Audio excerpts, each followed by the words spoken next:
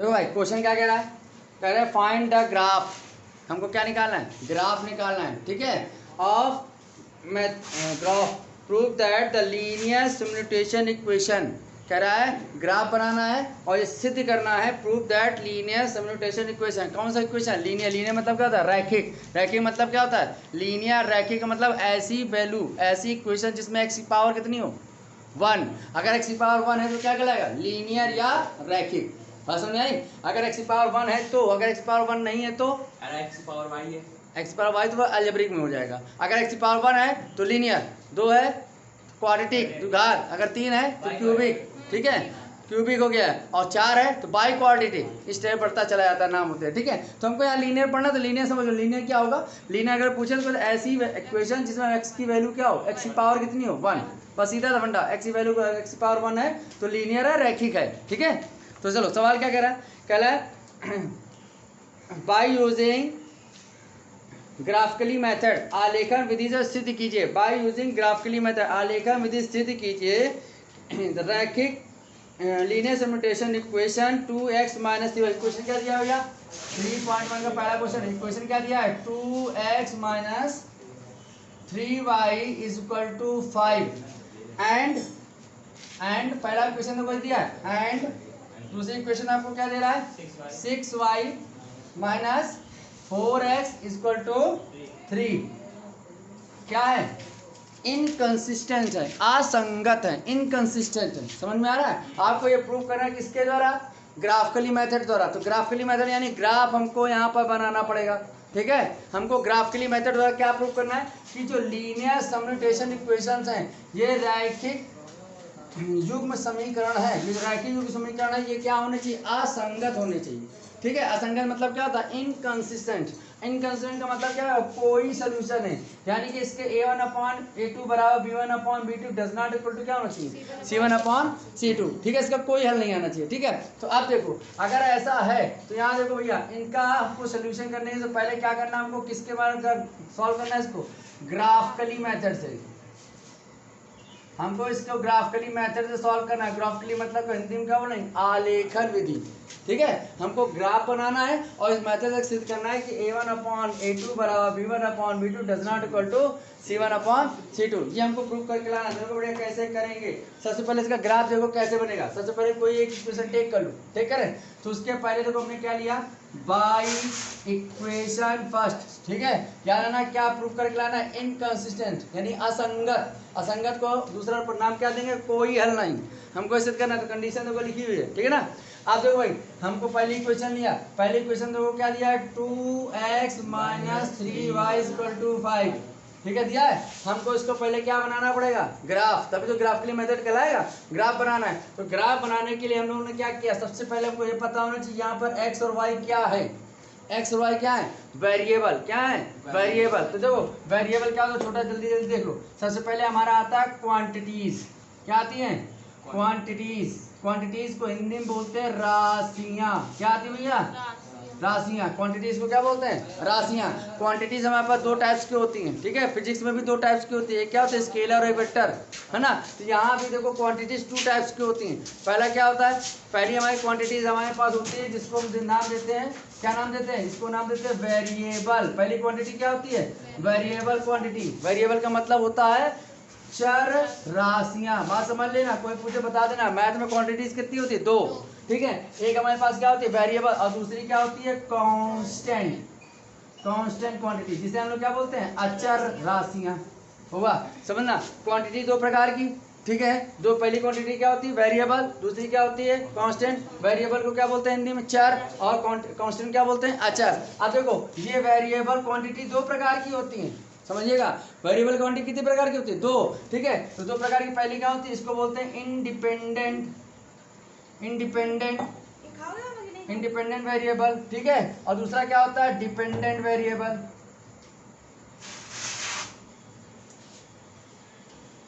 Dependent variable, ठीक है। Independent variable मतलब क्या हो गया, स्वतंत्र चर। और इंडिपेंडेंट वेरिएबल मतलब क्या हो गया, परतंत्र चर। बात समझिएगा। वेरिएबल कितने प्रकार के होते हैं, 2 प्रकार के, ठीक है, कौन कौन सा, इंडिपेंडेंट और डिपेंडेंट। इंडिपेंडेंट मतलब होता है स्वतंत्र, डिपेंडेंट मतलब क्या होता है, परतंत्र। फिर देखो कांस्टेंट की बात आती है, कांस्टेंट भी कितने प्रकार के होते हैं, 2 प्रकार के, ठीक है। कांस्टेंट में मैंने कितने प्रकार का होता है, 2 प्रकार का। पहला कांस्टेंट होता है एब्सोल्यूट, एब्सोल्यूट कांस्टेंट, जिसे हम लोग बोलते हैं निरपेक्ष, निरपेक्ष अचर। और दूसरा होता है आर्बिट्रिक, आर्बिट्री, ठीक है, जिसे हम लोग क्या बोलते हैं, कांस्टेंट, जिसे बोलते हैं हम लोग स्वैच्छ, स्वैच्छ अचर। अब इन सबका मतलब सुन लो, क्वांटिटीज जिससे हम किसी को रिप्रेजेंट करें, राशियां जिससे हम किसी चीज को व्यक्त करते हैं, रिप्रेजेंट करते हैं, किसी नंबर को, किसी ऑब्जेक्ट को, वो हमारी क्या कहलाती है, क्वांटिटीज कहलाती है, राशियां कहलाती है, ठीक है। अब क्वांटिटीज हमारे 2 प्रकार की, पहली क्या होती है वेरिएबल, दूसरी क्या होती है कांस्टेंट। वेरिएबल क्वांटिटीज का मतलब क्या होता है, वेरिएबल क्वांटिटी मतलब ये होता है कि ऐसी क्वांटिटी जिनकी वैल्यू फिक्स ना हो।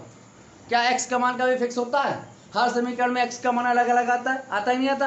तो ऐसी क्वांटिटी जिनकी वैल्यू क्या हो, फिक्स ना हो, उसे क्या बोलेंगे, वेरिएबल। और कांस्टेंट मतलब जिनकी वैल्यू क्या हो, फिक्स। जैसे 1 की वैल्यू फिक्स है ना, 1 होती है, 2 3 4 ये सब क्या है, फिक्स है, तो इसको क्या बोलेंगे, कांस्टेंट वैल्यू। अच्छा ठीक है ना, क्वांटिटी। अब बताओ वेरिएबल 2 प्रकार के, कौन कौन से, एक हो गया डिपेंडेंट, दूसरा हो गया इंडिपेंडेंट। इंडिपेंडेंट वेरिएबल मतलब क्या होता है, इंडिपेंडेंट वेरिएबल मतलब ऐसा वेरिएबल जिसका मान वो लेने में स्वयं सक्षम हो, ठीक है, जिसका मान वो लेने में क्या हो, स्वयं सक्षम हो। जैसे कोई आपका कंपनी का ऑनर है, वो चाहे तो कंपनी को बेच भी सकता है और कंपनी से अब प्रोडक्शन करा भी सकता है, ठीक है। लेकिन ये क्या है, डिपेंडेंट वेरिएबल। डिपेंडेंट वेरिएबल मतलब जो किसी के अधीनस्थ हो, जैसे उसके एम्प्लॉय है ना, जैसे लेबर हो गया, ऑफिसर्स हो गए, वो सब कंपनी के ऑनर पर क्या डिपेंड करते हैं। वो चाहेगा तो सैलरी टाइम पर देगा, नहीं तो नहीं देगा, है ना। इसका मतलब ये भाई साहब किस पर डिपेंड करेंगे, इस पर डिपेंड करेंगे, यानी ये स्वतंत्र है, यानी इसका मान हम अपने मन से रखेंगे, किसका मान,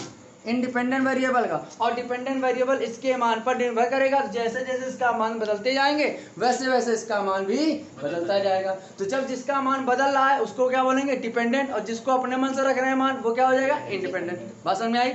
इसके बाद देखो कांस्टेंट, कांस्टेंट 2 प्रकार के होते हैं, एब्सोल्यूट और ऑर्डिनरी, ठीक है, आर्बिट्री कांस्टेंट। तो देखो, और एब्सोल्यूट कांस्टेंट क्या होता है, ऐसे कांस्टेंट को मैंने बताया जिसका मान क्या होता है, निश्चित, यानी ये भी मान निश्चित होगा और इसका भी मान भी निश्चित होगा। फिर भी ये 2 प्रकार के होते हैं, क्यों, क्योंकि ये ऐसे कांस्टेंट होते हैं जिन्हें किसी भी गणितीय फॉर्म में, किसी भी गणितीय फॉर्म में, गणितीय फॉर्म का मतलब खाली मैथ से नहीं है, फिजिक्स से भी है, केमिस्ट्री से भी है, कहीं से भी लो, किसी भी गणितीय फॉर्म में इसको रखें, चाहे फिजिक्स में रखें, चाहे केमिस्ट्री में रखें, या मैथ में रखें, इनका मान हमेशा फिक्स रहता है। जैसे आप लोगों ने पढ़ा होगा प्रकाश की चाल, सी बोलते हैं, लाइट ऑफ ईयर, सी बोलते हैं ना, प्रकाश की चाल क्या होता है, 3 × 10⁸, चाहे वो केमिस्ट्री में आए, चाहे वो फिजिक्स में आए, और चाहे वो मैथ में आए, उसकी वैल्यू हमको क्या रखनी है, 3 × 10⁸ रखनी है।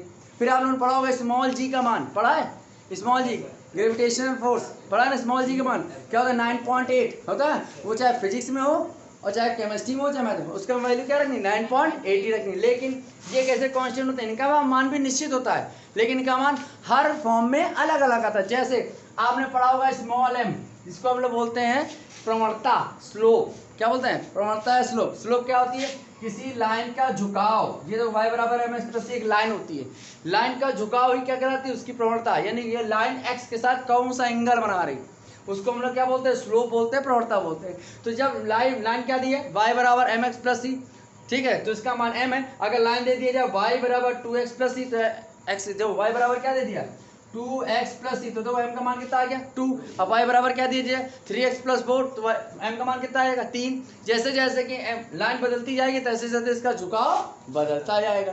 तो ऐसे कांस्टेंट जिनका मान क्या हो, निश्चित हो, लेकिन हर फॉर्म में उसका मान क्या आता हो, अलग अलग आता हो, तो उसे क्या बोलेंगे, आर्बिट्रिक। लेकिन हर फॉर्म में उनका मान सेम आता हो तो उसे क्या बोलेंगे, एब्सोल्यूट निरपेक्ष, ठीक है। तो ये मेरी जनरल बात हुई। अच्छा, इसको बताया क्योंकि यहाँ जरूरत पड़ेगी। अब देखना, तो मोस्टली आपको ये याद रखना है कि यहाँ पे 2 वेरिएबल है, एक x है और एक y है। तो यहाँ x और y में पहला वेरिएबल कौन सा हो, इंडिपेंडेंट कौन सा है, और दूसरा डिपेंडेंट कौन सा है, ये आपको याद रखना। तो याद रखना हमेशा x क्या होता है, इंडिपेंडेंट, और y क्या होता है, डिपेंडेंट। बात समझना।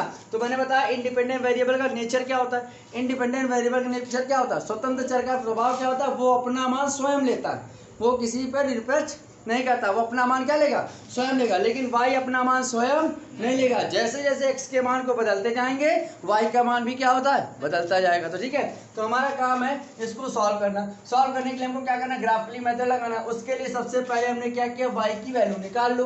निकाले, y की वैल्यू निकाले तो इसको ट्रांसफर करते भैया इधर, बताओ क्या आएगा, 2x माइनस 5 बराबर 3y। समझ में आ रहा है, आ रहा नहीं आ रहा। अब बताओ, यहाँ 3 को डिवाइड कर देंगे, 3 को डिवाइड करेंगे तो बताओ इसको हम क्या लिख सकते हैं, y बराबर 2x माइनस 5/3। बताओ लिख सकते हैं नहीं लिख सकते, बताओ लिख सकते हैं। ठीक, यहाँ पर x क्या है, इंडिपेंडेंट वेरिएबल, y क्या है, डिपेंडेंट। इंडिपेंडेंट वेरिएबल क्या करता है, अपना मान स्वयं लेता है। तो भैया बॉक्स बनाना शुरू करो।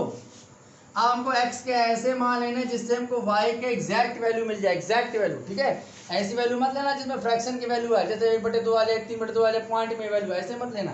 तो देखो भाई, यहाँ पे हमने बॉक्स बना दिया, ये मैंने लिख दिया x, ये लिख दिया मैंने y। 2 3 या मान निकालेंगे, 2 या 3 मान निकाल लेंगे। ठीक है, अब देखना बेटा, अगर हम यहाँ मान निकालते हैं तो सबसे पहले यहाँ पे x की वैल्यू रखो 1, रखें x का मान तो अपना में से ले सकते हैं ना, x की वैल्यू 1 रखा, बताओ कितना बचेगा, 1 रखा है यहाँ पर, तो 2 × 2 कितना हो जाएगा, -3, यानी y का मान हमको मिल जाएगा। यानी हमने रखा x का मान 1, तो x का मान 1 रखने पर y का मान देखो कितना रहा, 2 × 2 आया, और 2 और यहाँ कितना है 5, घटे कितना बचेगा, -3 बचेगा। -3 में 3 का भाग करेंगे, -1, यानी पहली वैल्यू y की क्या मिल गई, पॉइंट हमारा क्या बन गया, तो हमारा पॉइंट बन गया 1, -1 नहीं बन गया, क्लियर है ना, बन रहा है ना। अब दूसरी वैल्यू लेना x की दूसरी वैल्यू अगर हम 2 लेते हैं तो कितना आएगा, 2 2 4, यहाँ घटेगा 1, तो क्या जाओगे 1/3 अगर लिखेंगे तो हमको दिक्कत पड़ेगी ग्राफ बनाने में, वैल्यू तो आ जाएगी लेकिन ग्राफ कैसे बना, 1/3 मतलब होता है 0.06 के आसपास आएगा, है ना। तो पॉइंट में नंबर मत लेना, ऐसे ना वैल्यू लो जिससे हमको क्या मिले, होल नंबर मिले। तो होल नंबर मिल रहा है, 1 मिले, प्लस माइनस मतलब नहीं है, लेकिन होल नंबर मिले। अब दूसरा ले लें, 3 ले लो। अगर यहाँ पे हम ले लें -1 होगा, -1 ले लें तो कितना आएगा, -2, ये कितना हो जाएगा, -7/3 कटेगा रे, मतलब दूसरा पॉइंट लो। अब ले लो 2 ले लो, 2 2 जा 4 या घटाए कितना आएगा, 1/3, तब भी बेकार हो जाएगा। अब -2 ले लो, कितना आएगा, -4 आएगा ना, -4 और -5 -9, और 3 का भाग करेंगे कितना आएगा, 3। तो होल नंबर मिल रहा है, तो मैंने क्या ले लिया यहाँ पर -2, बात समझ में आ रही ना, तो -2 लिया यहाँ पर, कितना आएगा 2 2 जा 4, लेकिन किसका, माइनस का, ये माइनस का, ये भी माइनस का, -9 में 3 का भाग करेंगे, -3, देखो होल नंबर मिल गया। तो यहाँ पर बी वाला पॉइंट क्या मिल गया बेटा, -2 का -3, क्लियर है ना। अच्छा, अब एक पॉइंट अगर हम 0 लेते हैं, 0 ले लेते तो क्या है, 0 भी तो ले सकते हैं ना, कुछ भी ले सकते हैं। अगर हम x का मान 0 लेते हैं तो ये तो 0 हो जाएगा, लेकिन यहाँ बचेगा -5/3, पॉइंट में आएगा, इसको रहने दो, है ना। अब दूसरा चेक करो, -3 ले ले, बताओ -3 लेने कितना आएगा, -3 6 आएगा, -6 -5 -11/3 नहीं कटेगा, रहने दो। प्लस का 3 ले लो, प्लस का 3 लेके 3 2 6 नहीं कटेगा ना। अब क्या लो, -4 ले लो, -4 रखो पहले, कितना है, -8 -8 -5 -13 नहीं कटेगा। प्लस का 4 ले लो, 4 दूनी 8 दिया, कितना है बेटा, यहाँ पर 4 लेना बेटा, 4 दूनी 8, प्लस का 8 है, प्लस के 8 में माइनस का 5 गया, 3 एक बचेगा। तो हमारे पास दूसरा पॉइंट क्या आ गया, सी वाला पॉइंट 4,1, क्लियर है, बात क्लियर है। -1 लेके देखो ना, हम कह तो रहे कितना कहे, 4 दूनी 8 में 5 आए, कितना बचेगा, 3, ठीक है। अब देखो बेटा, नेक्स्ट एक सोल्यूशन हमने कर दिया, इसको रफ कर देना, ठीक है। अब हम दूसरा सोल्यूशन कर रहे हैं, हमने लेना बाय इक्वेशन सेकंड, होगा समझना, बाय इक्वेशन सेकंड इक्वेशन क्या लिया बेटा, 6y - 4x = 3। यहाँ x क्या है, इंडिपेंडेंट, y क्या है, डिपेंडेंट। भैया x की वैल्यू, y की वैल्यू निकालना है, तो ट्रांसफर कर दें, बताओ कितना आएगा, 6y बराबर कितना आएगा, 4x + 3। तो भैया y बराबर कितना आएगा, 4x + 3/। अब फिर से सोल्यूशन करना है हमको, वही जो अभी बगल में कर रहे थे। फिर बॉक्स बना रहे हैं, इक्वेशन नंबर सेकंड की बात हो रही है, बॉक्स बनाओ भैया। ये आपने बॉक्स बना रखा है, यहाँ पे देखो ऊपर लिख दिया x, ये क्या हो गया y, 3 नंबर हमको फिल करने हैं भैया। अब x का ऐसी वैल्यू लो जिससे हमको होल नंबर मिले। अगर यहाँ 1 लेते हैं, बताओ कितना आएगा, 4 1 जा 4, 4 और 3 7 6 का भाग जाएगा, नहीं जाएगा, बेकार है, छोड़ दो। एक एक करके -1 रखो, x बराबर क्या रखें, -1 रखें बेटा, कितना आएगा, -4 -4 3 जाएगा, माइनस का 1 बेकार हो गया ना पॉइंट में आने का। अब 2 ले लो, अगर यहाँ प्लस का 2 लेते हैं 4 दूनी 8 3 11 भागे नहीं जाएगा, 8 रख दीजिए सर। माइनस का 2 रखो भाई, माइनस का 2 रख के कितना आएगा बेटा, -2 रखो, माइनस का 8 में 5 आएगा, बेकार हो गया। और देखो 3 रखो, 4 थे 12 3 15 15 5 6 का भाग जाएगा, नहीं जाएगा। अच्छा माइनस का 3 रखो, कितना आएगा, 12 3 है 9, नहीं जाएगा। फिर आगे बढ़ो, क्या आएगा, 5 रख दे, 4 5 20 20 और 3 कितने हो, 23 में तो भी नहीं जाएगा। आगे बढ़ो, फिर आपका क्या लिया जाए, और पॉइंट ले लो, 7 ले लो, आगे बढ़ते चले जाओ। 4 चलो 16 3 17 होता बेटा, कैलकुलेट कर लो, खुद ही दिमाग में लगाओ फटाफट, इतना कठिन थोड़ी है, कैलकुलेट करो। 7 रखो, 7 चौका 28 3 31, नहीं जाएगा। माइनस का 7 रखें, 7 चौका 28 में 3 गया, माइनस का 7 रखा है, माइनस का 7 रखा, 7 चौका 28 माइनस का 28 हुआ, माइनस का 28 में 3 गया 24 में 25 आएगा, 25 26 बेकार हो गया, ठीक है। अच्छा माइनस का 6 रखो, 6 चौका 24 में 3 जाएंगे 21 बेकार हो गए भी, है ना। तो इसका मतलब पॉइंट में निकालना पड़ा, जो निकाल लेते हैं पॉइंट इतना लंबा पहुंच जाएगा। तो यहाँ करो 4 दूनी 8, अगर हम यहाँ पे कर देते हैं 8 कर दे, कितना है बताओ, 8 लेंगे कितना है, 8 चौ 32 3 35, 8 चौ 32 में 3 घटाओ 29 बेकार हो जाएगा, 6 से कट ही नहीं रहा। तो ऐसा पॉइंट लो भाई, पॉइंट में निकालना पड़ेगा, मजबूरी इतना लंबा तो जाएगा, पॉइंट में निकालो। अच्छा अगर हम x बराबर क्या ले लेते हैं 1, बताओ कितना है, x बराबर 1 ले लो, यही पॉइंट ले रहे हैं, x बराबर 1 ले ले तो बताओ कितना आएगा, है x बराबर 1 लेंगे तो कितना आएगा, 4 3 7 7/6, लमसम पॉइंट में डिवाइड करो कितना आएगा, 1 पॉइंट समथिंग कुछ आएगा, क्यों भैया 6 के 7 में डिवाइड करो 1 पॉइंट समथिंग कुछ आएगा, कितना आएगा बताओ, 1 पॉइंट कितना आएगा, 1.1 ही आएगा सर, 1.1 समथिंग आएगा ना। अच्छा आगे बढ़ो, अगर मैं ले लेता हूँ यहाँ पर माइनस का 2, 4 दूनी 8 8 में 3 5 5 बटे माइनस का 5/6, बताओ कितना बचेगा, 0 पॉइंट कितना आएगा 50, 8 6 48 8 0.8 होगा, आएगा 0.8। आगे आ जाओ, अब यहाँ पे अगर मान लो 4 ले ले, 4 चौको 16 3 19, कितना है बेटा 19/6, बताओ कितना आएगा, 36 18 3.1, ठीक है। अब हमें पॉइंट्स मिल गए, ठीक है। तो यहाँ वैल्यू ले लिया हमने, यहाँ पे f पॉइंट आ गए 1,1.1 और g वैल्यू आ गया आपके पास माइनस का 2, यहाँ क्या 0.8, वही माइनस का। यहाँ बताओ h पॉइंट आपके पास क्या आ गया 4, -3.1 आ गया। अब हमको यहाँ पे ग्राफ खींचना है, देखो ग्राफ खींच रहे हैं, तो ग्राफ खींचने के लिए देखो यहाँ पे ग्राफ बना लेते हैं, ठीक है। ये आपने बना लिया ग्राफ,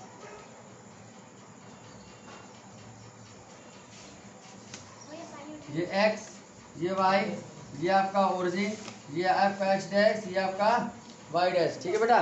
रखो यहाँ पर, रख रहे हैं बेटा, होगा a पॉइंट, देखो यहाँ पर रख रहे हैं 1 2 3 4 5 6, यहाँ भी बना लो 1 2 3 4 5 6, 1 2 3 4 5 6, 1 2 3 4 5, यहाँ 5 6 बना लें 6, ठीक है बेटा। ये आप ग्राफ बना रहे हैं, पहला पॉइंट 1 प्लस में माइनस में, x में y में, यहाँ x क्या होता है यहाँ पर ठीक है ना, क्लियर है ना। 1 रखा, 1 कहाँ आएगा, यहाँ पे आएगा ना, और -1 कहाँ पे आएगा बेटा, यहाँ पे आएगा ना, ठीक है। तो इसके सामने ये पॉइंट क्लियर हुआ, हो गया पॉइंट, कौन सा पॉइंट आया 1, -1, ठीक है ना। अगला बताओ -2 कहाँ पे आया, -2 कहाँ पे आएगा, इधर आएगा 1 2, यहाँ पे आया -2, क्लियर है बेटा। -3 बेटा 1 2 3, यहाँ पे आएगा, इसके सामने यहाँ पे आएगा बेटा, ये ले लेते हैं, ये कौन सा पॉइंट हो गया बी पॉइंट, कोऑर्डिनेट -2, -3, ठीक है। 4, 1 1 2 3 4, यहाँ पे आएगा बाबा, 1 कहाँ पे आएगा, यहाँ पे आएगा, ये इसके सामने ये ऐसे जा रहा है, ऐसे यहाँ पे आएगा बाबा। ये कोऑर्डिनेट क्या आ गया भैया, सी वाले पॉइंट है, सी कोऑर्डिनेट क्या होता है 4, 1, बताओ। ये आपका ग्राफ ऐसे जा रहा है, पर सबको अटैच करना है,